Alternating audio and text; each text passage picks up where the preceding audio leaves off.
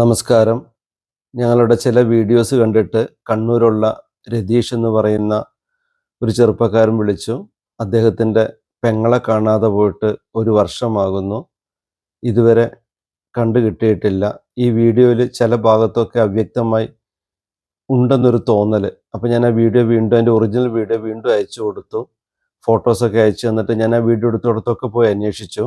അപ്പോൾ അത് രതീഷിൻ്റെ പെങ്ങളല്ലെന്ന് ബോധ്യപ്പെടുത്തി.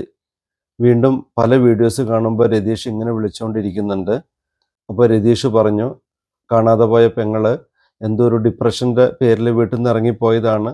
പിന്നീട് ഇതുവരെ കണ്ടു കിട്ടിയിട്ടില്ല. +2 പഠിക്കുന്നൊരു മോളൊക്കെ ഉണ്ട്, ഭർത്താവും ഉണ്ട്.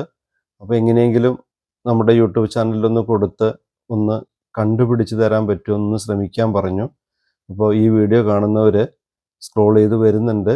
സിന്ധു എന്ന് പറയുന്ന രതീഷിൻ്റെ പെങ്ങളുടെ ഫോട്ടോ എവിടെ നിന്നെങ്കിലും കണ്ടു കിട്ടുകയാണെങ്കിൽ ഒന്ന് അറിയിക്കണേ.